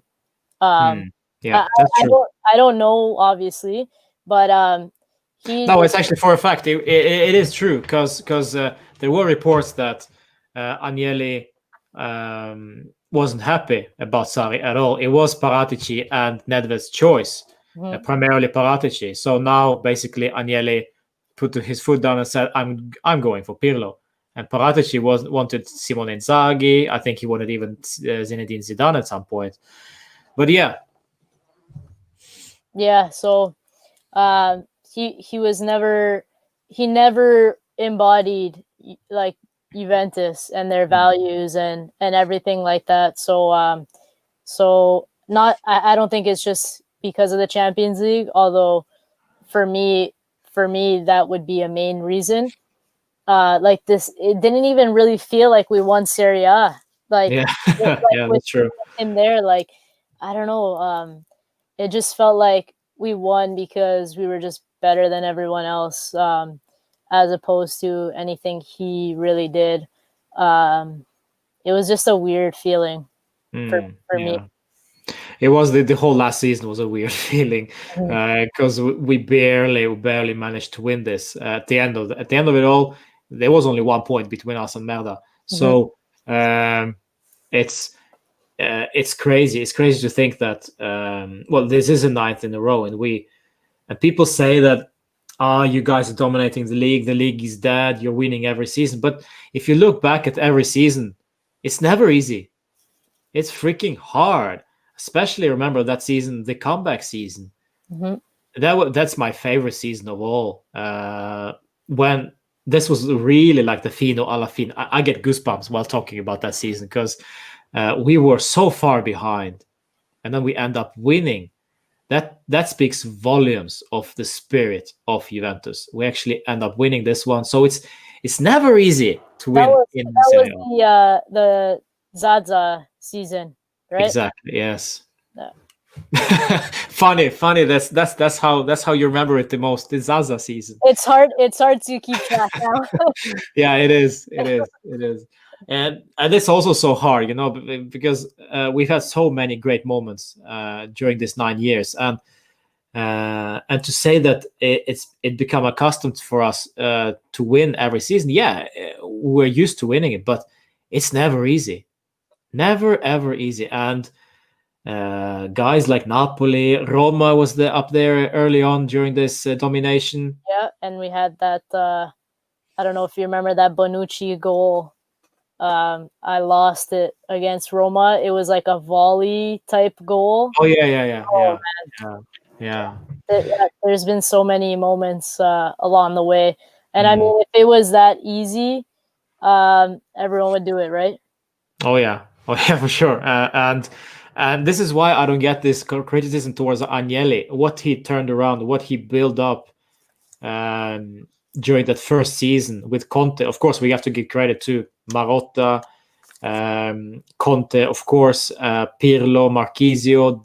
I mean, the guys they were actually on the pitch, but at the end of the day, the things that happened behind the scenes, the new stadium, the fact that we had the balls to go and get Cristiano, freaking Ronaldo, who was had kicking us out of the Champions League just 2-3 months ago, previous to that transfer. It's crazy. It's crazy how far we've come as a club, and of course, right now with the COVID situation, that the finances are showing minus, and we are struggling. But so does everybody. Yeah. I mean, every single club who has some decency, and I'm looking at you, Manchester City, are struggling with this COVID situation. So yes, it's fun to win, but it's never easy. And this is how it is. And actually, I would like to have the Coppa Italia badge on my shirt for next season as well. That will be all treble, please. That will be quite fine. Yes. So, guys, last question before we round up. What do you think is Morata's strongest point as a player striker? That's a great question, Edgar, because Monica touched on it briefly, that he is jack of all trades. Basically knows.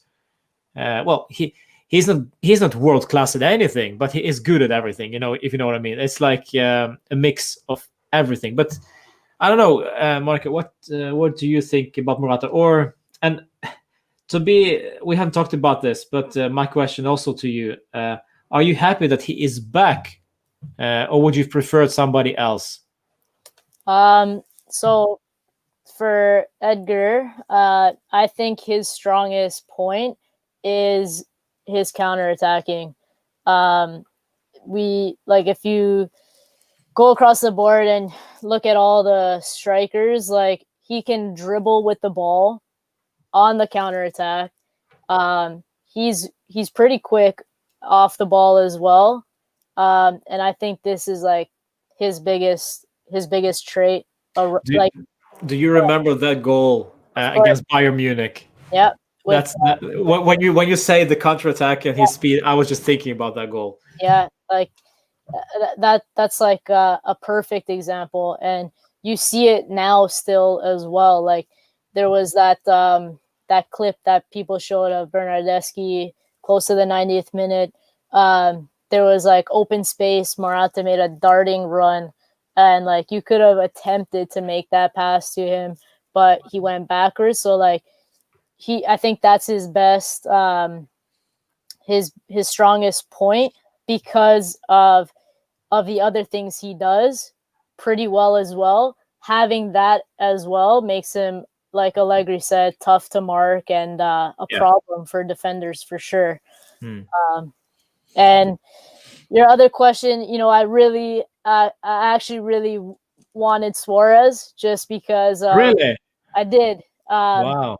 Just because he's class. Like, take the player aside for a second, but his footballing is just, I think, you know, like he can create his own chance, and he offers a lot as well, like in different aspects. I don't think he would have fit in really like well enough, so I'm not too worried about not signing him, but I do think like what could have been with that. Yeah. We well, my first choice was actually, well, first choice, it'd be hard to say that it's first choice, but my preferred choice out of those 3-4 guys that were rumored was actually Edin Dzeko, because this is the guy that is very unique in terms of what we already had. A tall player, knows how to press, knows when to press, knows how to bully defenders in the box. Could be used as a target man, could be used as would be perfect for Dybala to play alongside him. But at the end of the day, Milik is still in Napoli rotting there, while Dzeko is still in Roma. Because, well, this is how it is. Because Milik was due to join Roma, that never happened, and at the end, Morata came back to Juve, and yeah, so far so good. I mean, 2 goals against Dynamo Kiev, and 1 goal against Crotone. Almost 2, but almost 2. Yeah, that was a tough. Yes. Call. Yeah. Still pisses me off when you mention it.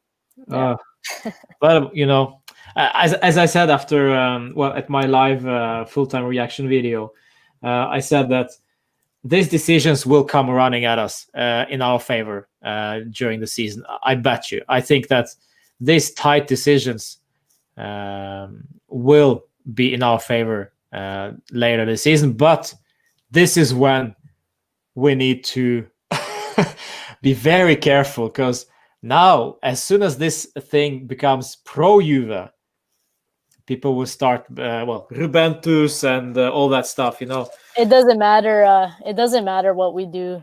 Like, It doesn't matter what we do, what we don't do. It was our fault Napoli lost against AZ as well. So yeah, that's funny. That's real. Gonna talk regardless. Everyone is gonna talk about whoever's in first all the time, the winner, right? So yeah. Great comment, feedback for you from Mirgan. He's fond of your viewing of the game. So am I. Thank you. Guys, this is why she's here, not because this is a nurse and she's a legend during this COVID pandemic, but I love how she talks football. So I'm really, really happy to have Monica on here. Yes. So, guys, I think we'll round up now. So I don't want to make it too extreme, but if you have some wishes, if you have some feedback to Monica before we round up, just comment in the chat. While I saw your name here for a while back in regards to socials, that you won something. Do you have this? And what did you win? It might have been what is it? I don't know. I think it was when I first early into my nursing career, when they kind of first came on the scene as well. They actually, I think it was Juve Roma that I won tickets to, but you won the tickets. Wow. But I wasn't able to go because of the quick turnaround. Like within a week within a few days I had to leave here and arrange everything. So it was unrealistic at that point for me. but I do have a strong connection with Socio. So I think once this whole thing is over, hopefully they make it up to me. Yeah, well, keep at them. What for those of you who don't know what Socials is, this is a sponsor of Juve, official sponsor. But that's about it. I don't know any much more about them, basically. So, Monica, enlighten me and everybody else what Socials is and what do they do? I believe they have to do with the cryptocurrency stuff. They have an app that you basically, I'm trying to find it here. Maybe I could show it. They're a sponsor now of a bunch of clubs, top clubs too. Barca, Juve, Atletico Madrid, Roma. You collect these fan tokens of the club, and now they have new things all the time, and you can actually like exchange that for like euros and things like that. They're very interactive with fans through the app and on social media. They often put polls that directly relate to our club. So if you're a Juve fan, they put a poll in their app. If you had a Juve token, for example, you were able to vote on like the poll. One poll that they did was about the Juve bus, the design. Yes. And then another one was the new song for the stadium when we score goals. So like things like that. So yeah, they're great online. If you don't already follow them for sure. Wow. All right. It's time to round up. Thank you guys to all of you who have been watching us through these 2 hours.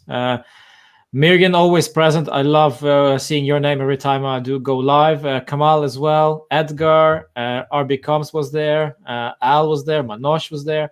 Many other guys and from all over the world. That's so wonderful. And no matter where you are in the world, we are all Juve fans. Thank you, Manosh, for that comment. Keep this conversation more regularly. We really like you guys. Well, so do we. We like ourselves. So this therapy session is live every Friday, same time. Sometimes it will be solo, just me, but sometimes it will be with a guest, and we will see. But this is basically us talking football, not only football, but life as well, because right now life is hard, life is challenging for a lot of people. So maybe if you have something you want to bring off your chest, and doesn't matter if it's football related or not, I mean, this is a channel for you guys to share your opinion and your stories about everything that's going on, because COVID is affecting every one of us at some point, maybe directly, maybe indirectly. But yeah, we'll try to cope with that, and hopefully when all this is done and dusted, we will see each other at the stadium. That will be the best thing ever. Yes. So yes. All right. Love from India. Great, Manoj. Lovely. Okay. Fino alla fine, as we always say. Forza Juve. We wish guys good luck on Sunday. My prediction is 9-0. No, I'm joking. It's really hard to say. It could be anything. But I expect to win. I need a win. And I think Pirlo also needs a win in the Serie A in order to really kickstart this season. The last win. Just on that note, yeah. What if a worst case scenario we get a loss? How long is Pirlo's leash? Yeah, well, that's the good question, right? This is the key. How far? Well, yeah, this is a very interesting topic, but this is Agnelli's. This is Agnelli's guy. Agnelli decided to appoint Pirlo, and very sudden, because he was a coach for under 23s, and suddenly he became a coach for the first team. So it clearly shows to me that this wasn't planned as well as it could have been. But at the end of the day, Pirlo is our coach, and this is Agnelli's head on the line. However, this is a very cheap appointment. He is not the most expensive coach to have. So in order to replace him wouldn't be that hard. Of course, he has a great staff around him. Igor Tudor is there as assistant manager. He has a lot of quality guys who has been in the game for a while around him. So I think he is, I think he is in safe hands. However, should he fail now, and should he not succeed should we not see a clear picture by January? Let's put it that way. If we are in the 10th place, God forbid, or 9th or whatever, we might see a sack coming in, and then it will be interesting to see what happens with Agnelli, with everybody at the club. Because yes, we are in transition period, yes, but at some point you have to stick your hand out and say this isn't working, and then we are basically restarting again.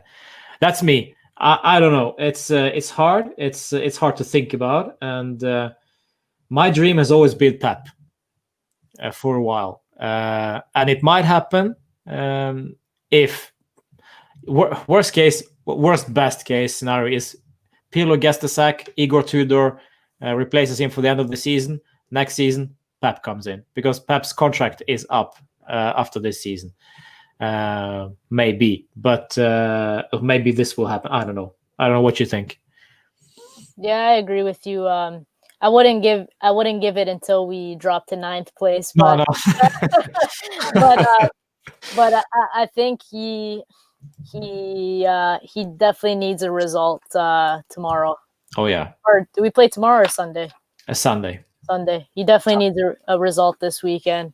I just feel like, even just from a fan point of view,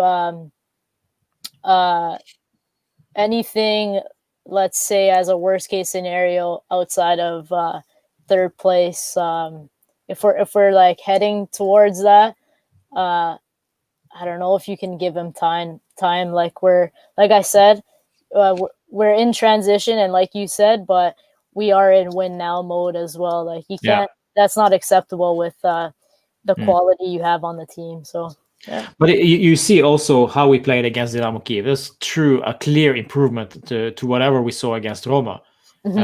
Clear improvement in terms of positioning, in terms of guys who know their position, how they play, when to drop off, when to attack. And Chiesa is a very, very fresh addition. Also, and of course, the Crotone game was a different one in terms of, if you compare that to Dynamo Kiev. So I say we give him time, and we'll see. And this is also a group of players who believe in Pirlo much more than they ever did in Sarri. So they are all in this together, and it's not only Pirlo alone. And that's also kind of, it makes me warm. It makes me happy, because this is one group. It's not an individual and a group. It actually is a group with a unite goal and understanding what they want to achieve. So I like it, and we give him time. So yes, last one. This, because we need to do this. Can you get a prediction for Barca Juve? Barca ruler is of course in there for this prediction, and we have to give it because it's a huge game. Your prediction first, and then we'll finish off. I'm gonna say 1-1. Whew. That's what I was gonna say. So I'll say 2-2. Okay. We can agree that we're gonna tie. Yeah, I think so. But this is a home game, isn't it? It's at the J Stadium. So yeah, it really doesn't matter because there will be limited influence. Yes, indeed. So 1-1, 2-2, but it will be goals for sure. I think so. Yes. Okay, guys, thank you so much for watching. Enjoy your Friday wherever you may be in this world. Join me for my live session just after the Juve Verona game on this very channel. I'll do the player play ratings, the full-time reactions. Hopefully it will be happy viewing. If not, there will be mad and very little happy Roman, and nobody likes that. So please win, give me the 3 points. 2-1 from you from Manos. Yeah, there you go. Monica, it has been a pleasure. Thank you. And good luck wherever you are in your life and at work, of course. Stay safe, and we'll see you again sometime. Thank you. I'd love to come back. Sure, we will make it happen. Fino alla fine.